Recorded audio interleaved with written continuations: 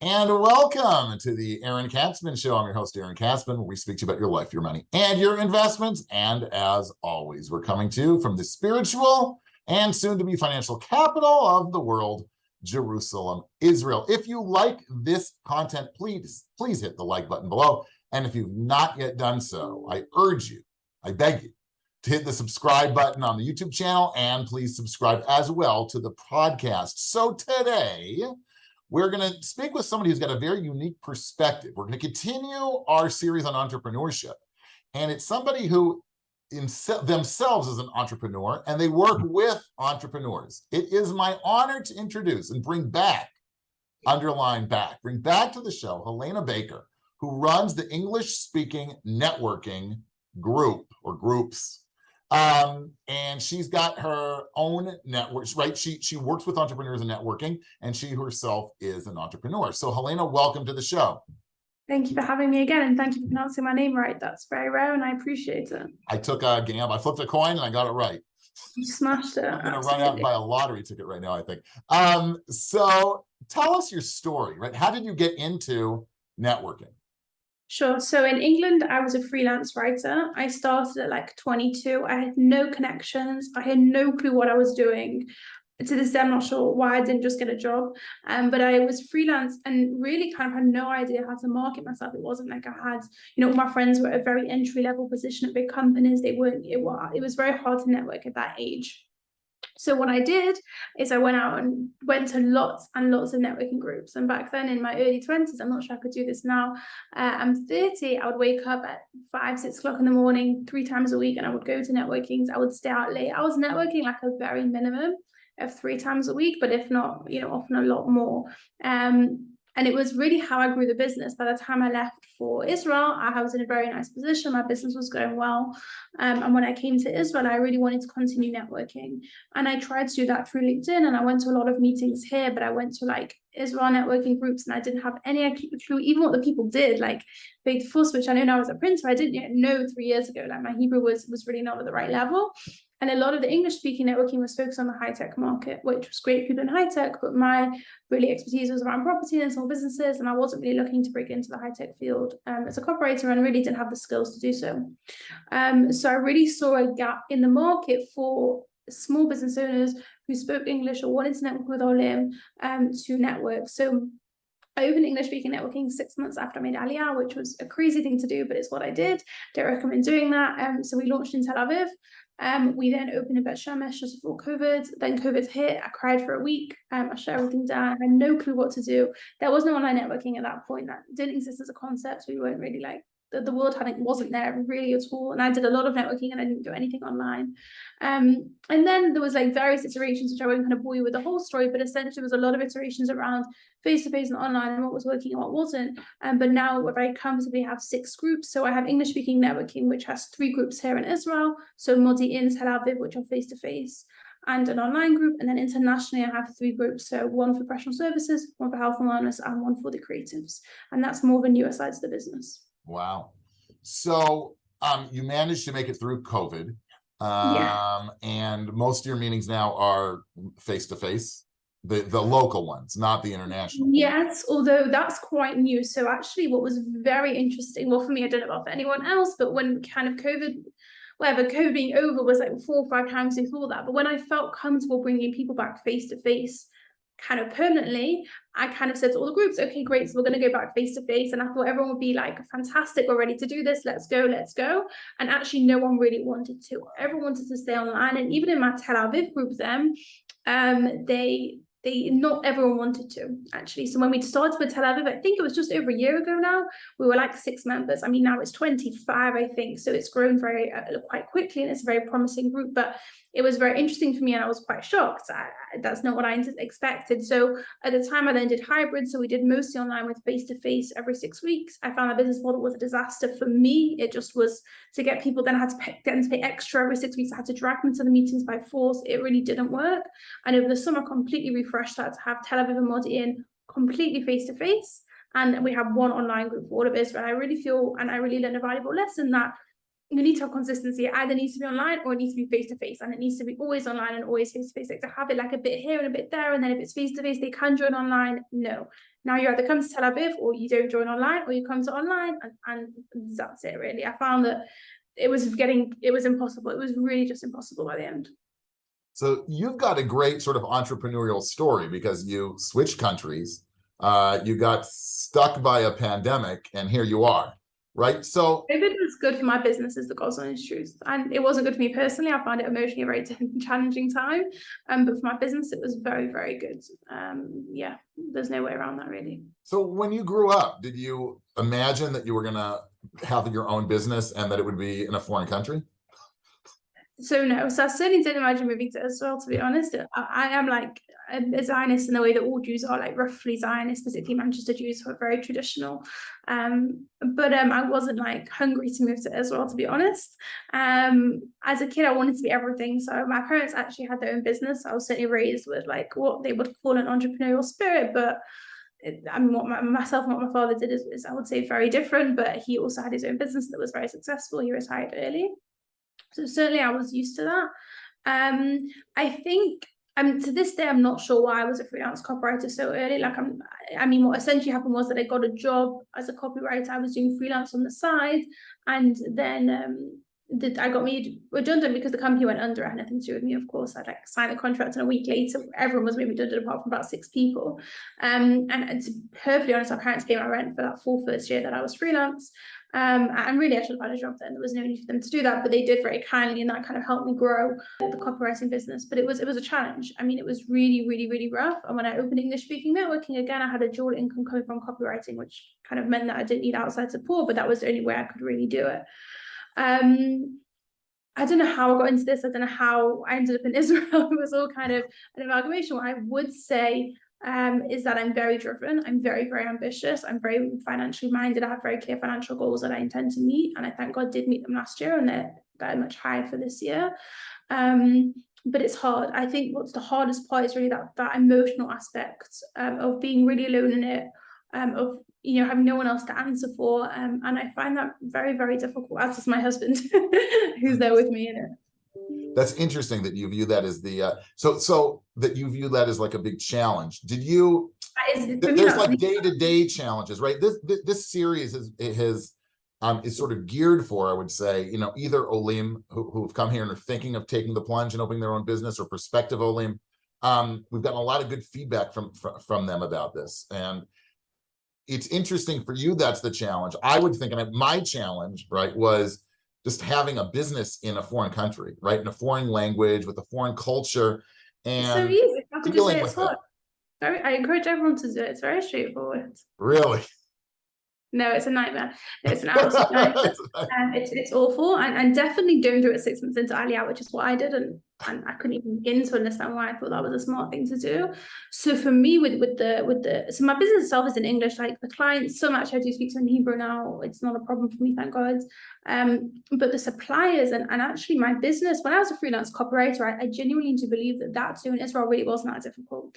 I had an accountant. It's like one-off payments that come in as bank transfer or whatever. I had paid an accountant to do the job for me, and it really wasn't particularly challenging to do it in Israel.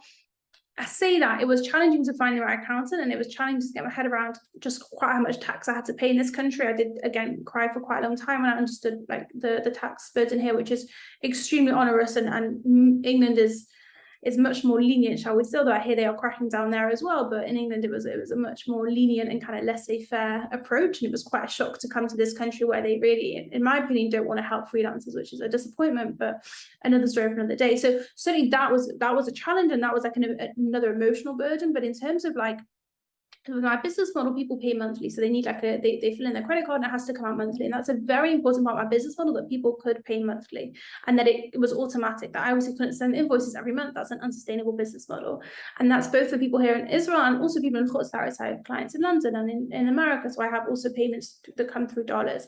And to arrange that, which sounds very, very simple, was a nightmare of quite epic proportions, both to do it through Israel.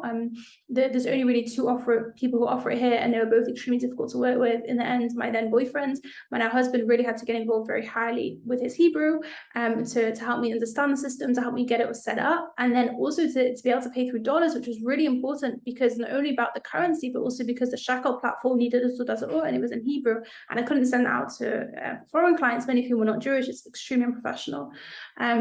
So when I tried to get dollars, the only way that you can do it through dollars and through American Express is only one company in the whole of Israel, and they rejected my business. They didn't believe that it was a business. They said that they weren't able to offer it, and it was very stressful actually, and it was a real big problem.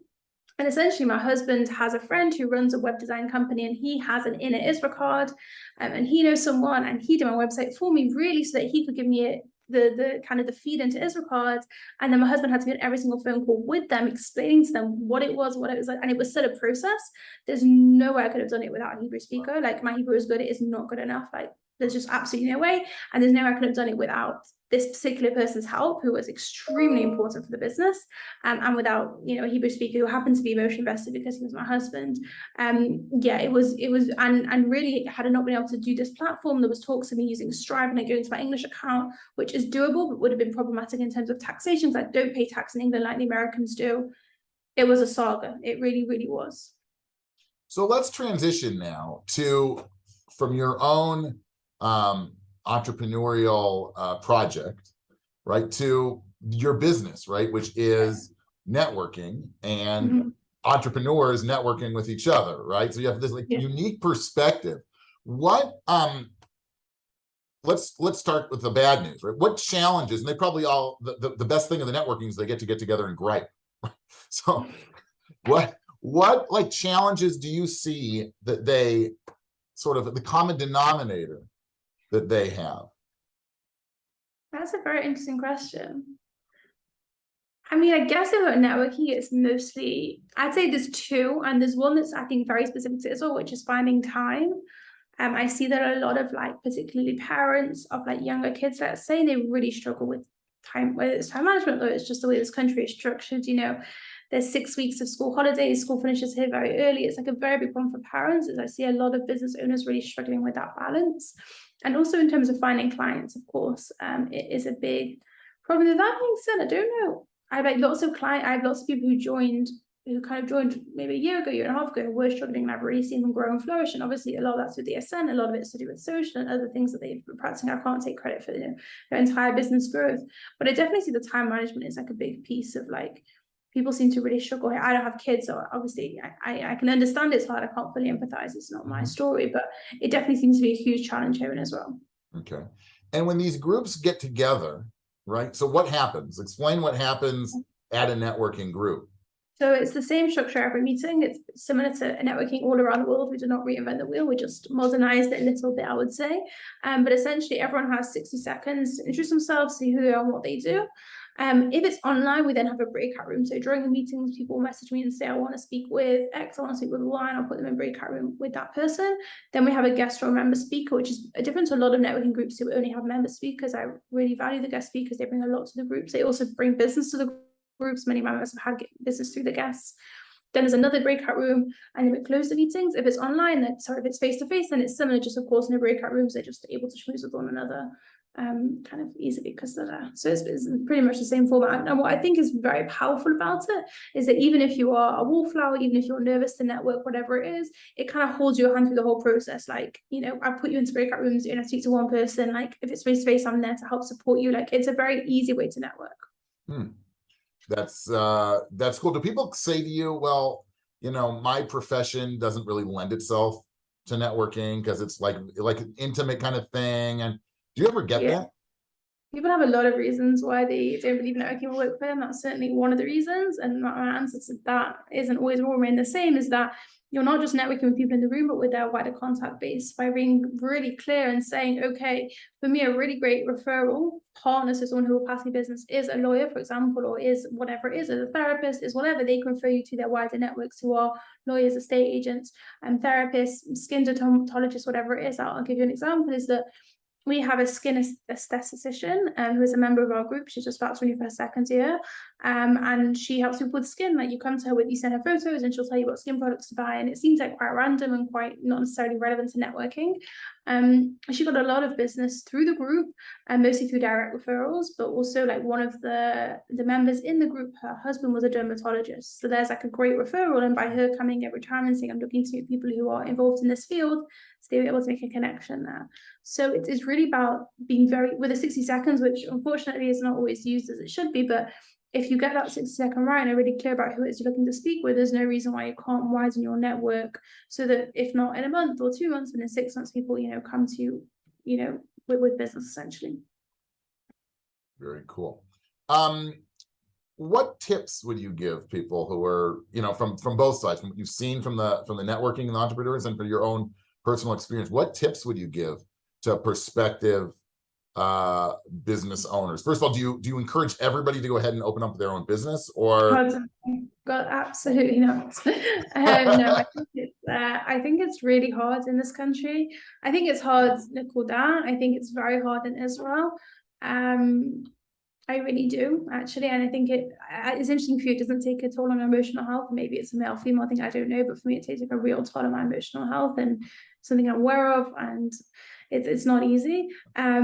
I think that there's a lot of benefits to being self-employed, but in this country specifically, if you can get into the high-tech space, there's huge perks there in terms of Tempest, and in terms of Kevnishtamma, and in terms of having a clear salary.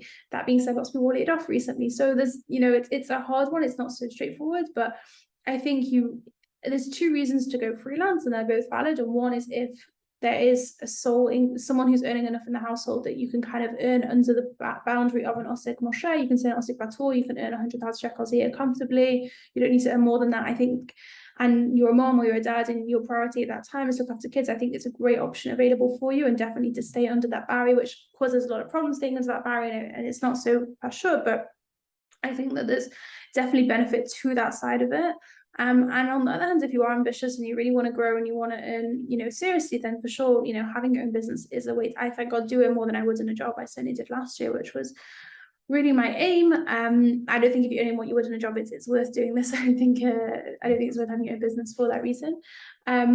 You have to be ready not to earn in your first year. Like, you just need to be ready to not earn. You will not make a profit in your first year. You should, maybe there's exceptions, but you won't need to be ready to not earn for a year. I think that's a big thing that people maybe don't think about. I would always recommend transitioning slowly. So starting with a full-time job and slowly maybe trying to find a job where you can do 4 days a week, and you can slowly make that transition so that you're building clientele as you go along. I think you should be working very, very hard in that transition period. So working on weekends and working outside. And so that it's a bit sexy than going full-time freelance, but I think it's a much safer way to do it. And it's certainly the way that, I did it when I started ESN, is that I had the additional income coming in from copywriting, and it's certainly the way I wish I had done it when I started out. Because not having money is a really scary place to be in. And when it was years ago that I was in that position, but it wasn't fun. So I think slowly. That's a really interesting point, because it's something that's come up also amongst other people, and something that I tell people as well, that if they're able to sort of get the business running on their own time, like at nights or weekends or what have you, to do that, and to keep your 9-to-5 job, so that you have that income coming in, because it's enough stress. It's enough stress to start your own business, and you don't need that financial stress as well. I think it's a non-negotiable. Personally, I would say that unless you have a year's saving that you're ready to lose, and if you are ready to lose that, that's amazing, good for you. If you are not, then do not do this. Like, it's too much. It's too much to do. It's too much in this country. You need to work really, really hard and have 2 jobs for a year. I really believe that strongly. So the other thing that I've heard a lot is that Israelis are really open to meeting with you. Yeah, 100%. You have an idea, they're like, they'll have a cup of coffee with you, they'll give you their ideas, they'll open up their Rolodex, right? And they really sort of help. And if you're thinking of starting a business, it's really important to get out there and network, right? And get out there, and before you sell your first product, or before you incorporate, or whatever you're going to do, really, really talk to people, and people are really helpful. Do you find that as well? Yeah, definitely. If you can pay the Olim card as well, if you can reach out to other Olim, definitely. I would also say that LinkedIn is a super powerful tool to reach out to people. And if there's someone you really want to speak with, like when I first made Aliyah, there was a very big copywriter, still is a very big copywriter called Michal Eskevitz, who's also very big in like the non-Jewish world. She spoke at the Copywriter Club. She lives in Bet Shemesh. She's absolutely huge. And I messaged her and said, listen, I've just made Aliyah. I would love to meet up with you. I'm happy to come to you. I'm happy to buy you the like lunch. Like I made it as easy as possible for her. But she met with me now, a copywriter of her caliber in London and New York, I don't think would have met. But because obviously I was in Israel, and also I made it very easy for her. And I really believe that you should go to the people. And that would never have happened. So things like that in Israel were amazing. And I have a few examples of that where I've met with people who really shouldn't have met with me. Like I was at that time nothing, and they were much bigger than me. But they were very happy to meet with me because I was a new Allah and I played that card very nicely. So it definitely did work. That being said, though, in terms of like the product itself, like ESN, let's say, has gone through a lot of iterations. Like we're almost celebrating our third year birthday. We'll celebrate at the end of October, and like I've closed 6 groups along the way. I've reopened many groups. Like it's definitely changed. So I wouldn't overthink the final product too much because it will iterate naturally over time. Like there's no way what you start with is what you'll end with. The same when I was a copywriter, I started off very broad and generalist and kind of was niching down when I wound down the business. But I would really recommend also just kind of being quite going the flow and accepting that things will change and global pandemics might happen. But wherever it is, there's no way that what you think your business will start with is how it will be in the even a year on. There's no way, and certainly not 2 years on. So be ready to be quite adaptable and flexible. That's the beauty of being a small business. That's for sure. That's so important that I think, you know, anybody's considering starting their own business, they have to be flexible and have to go with the flow. And they can't get, you know, they can't get upset if things change. They really have to sort of ride, ready to, right, and realize that's there are other things you get frustrated about, but you have to really sort of ride the wave and just, you know, go for it that way. The ESN refresh, which was quite dramatic. I mean, I closed 2 groups. I opened a new face-to-face one. Is that I didn't do it earlier. That's my only regret because it needed to happen. The groups were not working as they were. They had been working for a while before I closed them, and I regret not doing it sooner because it was. And there's reasons I didn't. There was like political, whatever. There's always politics with the Olim, but I really regret not doing it earlier because it needed to happen. So you just need to be agile. You need to be ready. You need to be moving fast, essentially. And you have to be honest with yourself. Just like in my business, sometimes people hold stocks and they fall in love with the stock or the investment and they never sell it, even though it's clear that it's a dud. The same thing with your business, right? If something's just not working and people are telling you it's not working, cut, right? Just I don't even tell you, to be honest. They'll buy with their feet. Like you just will see there's a lack of sales and things like that. Like it's really it's also a hard line because also sometimes you just have to hold out. You just have to hold on till people, you know, the wind does change or, you know, your name is out there for long enough. But you should normally know if it's because it's just not going to work or if it's just because you need a bit more time, like things do take time to grow. I had like also a group in Haifa that I launched online at the time, and I closed it quite early on. Now I think maybe there was a demand there at the time. I just didn't actually have the emotional strength. Like I was exhausted. It was during COVID. Like there was only so much you can do. And I just didn't have the bandwidth to kind of galvanize myself to do that. And it was definitely the right decision. Like I have no regrets. And I also just think like listening as well, if it is your business and you absolutely cannot do something, then like don't do it because it's a lot and you need to kind of just be aware of what you're taking on as well. Well, thanks. This was great. And this was really refreshing because it was really, sometimes we get people who are a little bit overly rah-rah about entrepreneurship, and it was great. No, because you give a really balanced approach, right? You gave some of the, obviously the perks of being your own, you know, business owner and the financial potential and all those things, your own schedule, right? The freedom, but you also sort of threw a little cold water on it that it's not so simple, right? And there are drawbacks and it's not simple. The pros are kind of move on where lab. Like obviously the pros are clear. Everyone knows the pros of entrepreneurship. Right. I think we need to speak a lot more, be a lot more open about the cons because they are a lot. And you need to be ready for it to be really, really, and it's not like it, by the way, the first year you don't earn money. It's not like after the first year it suddenly gets amazing. It's just after the first year you should start to turn some form of profit. I wouldn't say that in the second year everything's magically beautiful. They say the third year is when it starts getting easy, and I'm just about to enter my third year, so I'm very excited for that time. But like it's not like it's getting easier for me for sure, but like there's new challenges all the time. There's things I wouldn't have expected. It's a lot. It's really, really a lot. I'll tell you, even after 13 years, it's not on autopilot. There are always new issues that come up. Yeah, because as you grow as well, you need to find support. Like I now, the challenge for me is that like I have like, you know, 6 groups, which is 24 meetings a month or whatever, maybe more. You know, sometimes I can't go to them. I have weddings, I have, you know, I'm in the air, I'm flying somewhere. I have to find people who are able to do those meetings instead of me, who are the right personality, who are in the right time zone. You know, that's been a huge challenge for me. And that will continue, you know, to be a challenge as time goes on. So yeah, it's you gotta be ready for it to be a fight. Always, you're always fighting. That's great. And how can people get in touch with you and maybe also join one of your groups? Sure. Well, Aaron, you're also welcome to join one of my groups. So you can follow me on Instagram at Network with Helena. I offer lots of advice on moving to Israel, being a business owner, that sort of thing. It's a kind of fun, friendly place. If you want to come along to one of our meetings, you're welcome to go to our website, which is EnglishSpeakingNetworking.com. So EnglishSpeakingNetworking.com. You can fill in kind of the form, and then I'll give you a call if you're interested. You can check out our Facebook page, which is the same name. And then my email address is Helena@EnglishSpeakingNetworking.com. And of course, at LinkedIn, where I'm extremely painfully active, is also Helena Baker. Okay, and we'll put all that information in the notes of the show, also so people to like click away and start networking. Thanks so much for coming on the show. We really appreciate it. Thank you so much. You've been tuning into the Aaron Katzman Show, where we speak to you about your life, your money, and your investments. If you like this content, please hit the like button below and be sure to subscribe to both the YouTube channel and our podcast. Thanks so much for tuning in, and we'll speak to you soon.